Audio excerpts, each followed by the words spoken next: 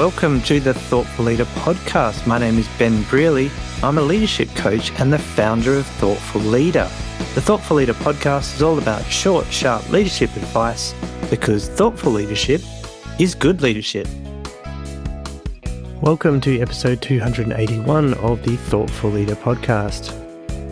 In this episode, we've got a question from a subscriber, and her challenge is really about speaking up more in meetings, which is quite a common Thoughtful Leader challenge.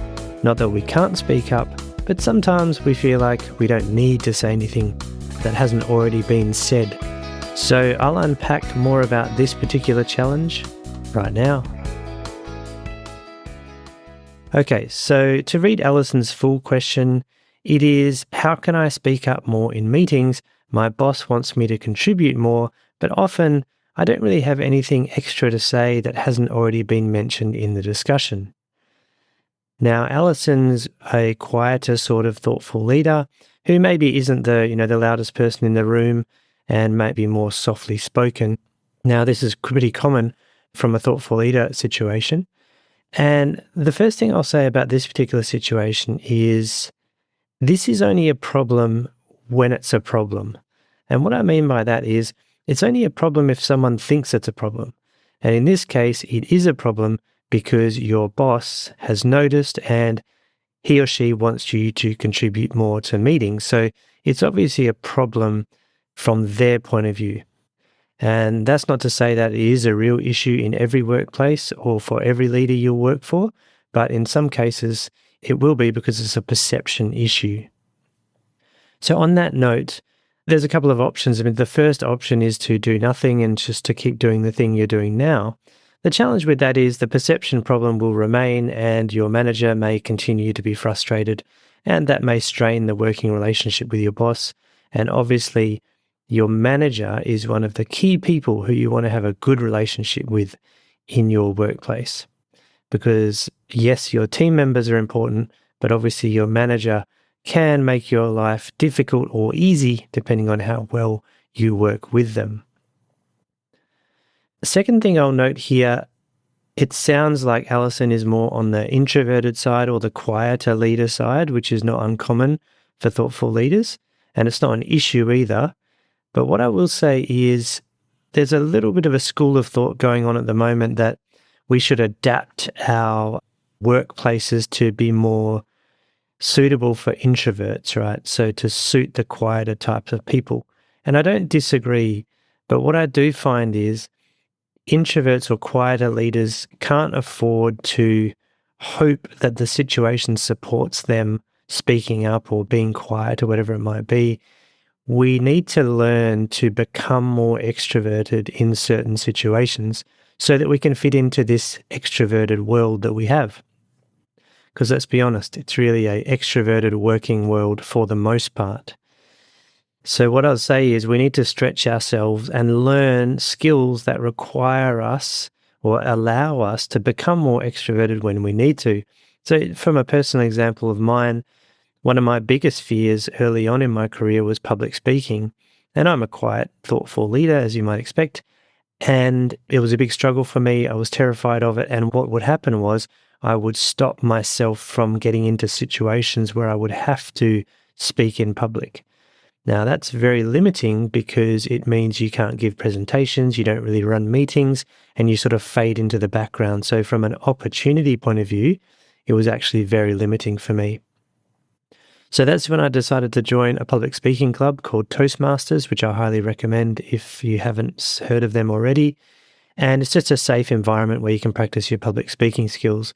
And this was an example of, yes, I'm still an introverted leader, but I learned how to run meetings, how to speak in public, how to do presentations well and more confidently so that when I needed to, I could pull those skills out. And that's not to say I did that all the time, because as introverted leaders, it can be very tiring to be on show and be delivering presentations all the time. But it means that when I needed to, I could do that and I wouldn't hold myself back. So that's just a note there. We need to build these extroverted skills because we need to use them sometimes, even if we are introverts. Another thing I'll say here for Alison in terms of advice One of the best things I've done in this situation where you're trying to contribute more in meetings is to prepare for the meeting a little bit better. Based on the topic of the meeting, come up with maybe 3 to 5 points that you think are interesting or worth talking about in the meeting that are related to the topic of the meeting, obviously. And this just gives you some things up your sleeve when you feel like, well, I've got nothing to say or everything's already been said. It gives you a few more points that you can raise. And that preparation is key because it often helps you feel more confident to speak the things out loud during the meeting. Now, one of the biggest things that holds people back, particularly thoughtful leaders, in this sort of situation is that, well, everyone's already said the things that need to be said, and I don't have anything to add. So this preparation can help you because it will give you things to be able to raise in the meeting rather than have to come up with them on the spot. And if you can go first, then there's a good chance that things won't have been said already. So you'll look like you're off on the front foot, even if you're not the loudest person in the room. Another thing I'd suggest is to practice. So you've come up with your little list of points. Practice speaking those things out loud. And that may sound weird, but you can be in a private place by yourself, even in front of the mirror is good. Practice speaking the words that you're going to say out loud so that when it comes time to do it in real life, you've actually already tried it already. And that can help you to feel a lot more comfortable in the moment. And it's a form of rehearsal or visualization in a way, which professional athletes do as well, to prepare themselves for sporting competitions where they're going to be under a lot of pressure. And basically, visualization helps your brain feel like you've been in that situation before. So it's actually a really useful way to get yourself more comfortable with doing that in the moment. So that's another thing I'd recommend. Another thing that we can do as thoughtful leaders, we are often quite observant. And if you're more on the quieter, introverted side, Alison, then I imagine this might be where you fit in. And we sit back and we observe, we see what's going on, we listen to the discussion, and we notice things that other people maybe don't notice.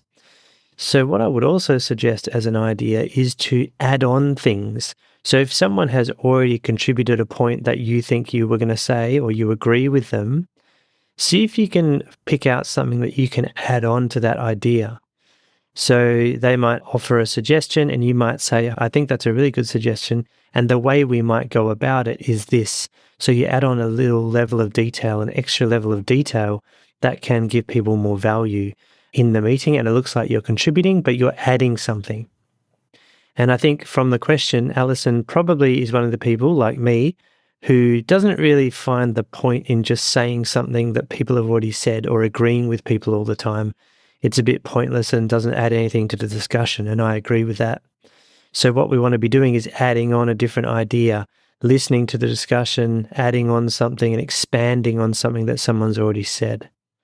And on that note as well, I would also suggest, and this can be part of your preparation step as well for any sort of meetings, think of risks or opportunities that exist in the team related to the meeting topic that people might have overlooked.